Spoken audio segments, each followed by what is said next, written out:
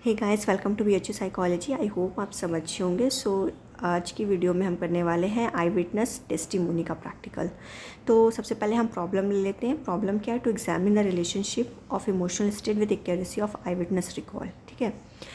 इस प्रैक्टिकल में बेसिकली क्या होगा ना कि हमें एक वीडियो क्लिप दिखाई जाएगी आई विटनेस या किसी आई विटनेस से रिलेटेड की हमें वीडियो क्लिप दिखाई जाएगी, कोई इंसिडेंट्स का या कुछ भी ऐसा कोई वीडियो क्लिप दिखाया जाएगा।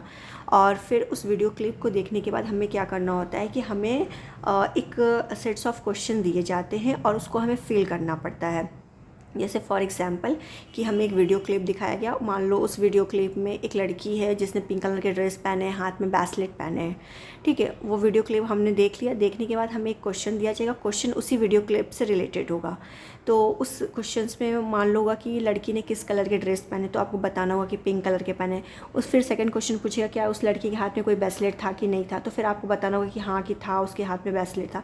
तो इस टाइप के वो क्वेश्चन पूछे जाते हैं। बेसिकली हम पहले क्लिप दिखाएंगे, उस क्लिप दिखाने के बाद 1.5 मिनट का या 2 मिनट का जितने भी सेकंड का वो क्लिप हो वो दिखाने के बाद फिर हम क्वेश्चन आर फिल कराते हैं अपने सब्जेक्ट्स के। इस प्रैक्टिकल में बेसिकली हम ग्रुप में करते हैं। ठीक है, अभी हम आगे देखेंगे कि इसको कैसे करना है। तो सबसे पहले इंट्रोडक्शन आ जाता है। इंट्रोडक्शन में आप आई विटनेस से रिलेटेड जो भी आप लिखना चाहें वो लिख सकते हैं। फिर हम एक हाइपोथेसिस बनाएंगे। हम हाइपोथेसिस क्या बना रहे हैं? effective valence will be significantly and positively correlated with peripheral response। और दूसरा क्या है हमारा? Central response. पहला हमारा है पेरिफेरल रिस्पॉन्स, दूसरा हमारा सेंट्रल रिस्पॉन्स में हमें क्या देखना है? कोरिलेशन देखना है। तो फिर आता है उसके बाद मेथड क्या है? हम 10 पार्टिसिपेंट्स लिए हैं और जो हम रेंज लिए हैं वो 21 से 23 ईयर्स ओल्ड के बीच का हम रेंज लिए हैं। मटेरियल रिक्वायर्ड में हमने एक वीडियो क्लिप दिखाया, ठीक, सेट्स ऑफ क्वेश्चंस जो भी मैंने बताया कि उसी से रिलेटेड होते हैं, एंड पेंसिल। फिर प्रोसीजर में क्या होगा कि जो भी आपका सब्जेक्ट है उसके साथ पहले आप रैपो बिल्डिंग करेंगे, अपना एक रैपो इस्टेब्लिश करेंगे। फिर उसके बाद आप क्या करेंगे कि अपने सब्जेक्ट को पूरा क्लियर इंस्ट्रक्शन देंगे, उनको बताएंगे कि ये आई विटनेस से रिलेटेड आपका प्रैक्टिकल है, आप इसको ध्यान से देखिए। उसके बाद हम आपसे इसमें कुछ क्वेश्चंस देंगे, आपको उस क्वेश्चन को फिल करना पड़ेगा, आपको कंप्लीट करना पड़ेगा। तो इस वीडियो को आप ध्यान से देखिए और जितनी जल्दी हो सके आप उस क्वेश्चंस का रिस्पॉन्स दीजिए और करेक्ट रिस्पॉन्स दीजिए। फिर प्रिकॉशन तो आप जान ही रहे हैं कि इसमें क्या करते हैं कि जो भी इन्वायरमेंट का लेबोरेटरी का इन्वायरमेंट है उसको क्वाइट फ्री, नॉइस फ्री रखना चाहिए। और जो भी इंस्ट्रक्शंस दे रहे हैं रिगार्डिंग द टेस्ट वो क्लियर होना चाहिए, प्रॉपर अरेंजमेंट्स ऑफ लाइट होना चाहिए। ठीक, इसमें हम 2 कोरिलेशन फाइंड आउट करेंगे, एक तो सेंट्रल का, दूसरा पेरिफेरल का। तो हम सेंट्रल का सबसे पहले यहाँ पे कोरिलेशन फाइंड आउट कर रहे हैं। तो इसमें हम कोरिलेशन निकालते हैं। जो कोरिलेशन हमने निकाला फर्स्ट वाले में, तो उसमें क्या हो रहा है? Positive correlation, so that our hypothesis will be accepted. इसमें हमारा क्या आ रहा है? कोरिलेशन पॉजिटिव आ रहा है।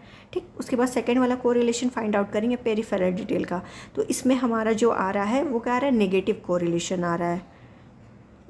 देखो यहाँ पे लिखा हुआ है negative correlation, so that our hypothesis will be rejected.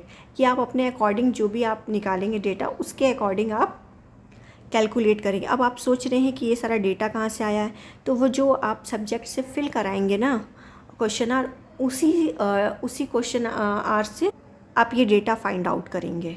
ठीक, कि जो डेटा है वो बेसिकली ना ये कॉलेज वाले या स्कूल वाले ही देते हैं। ठीक है, ये आपको खुद से नहीं करना पड़ता, ये डेटा वो लोग देंगे। फिर हम नेक्स्ट आ जाते हैं। हमारा कोरिलेशन निकल के एक हमारा क्या निकला? पॉजिटिव कोरिलेशन निकला। क्या हो रहा है? एक्सेप्ट हो रहा है हमारा हाइपोथेसिस। ठीक है, और दूसरे में क्या हो रहा है कि हमारा हाइपोथेसिस जो है वो रिजेक्ट हो रहा है, नेगेटिव कोरिलेशन है।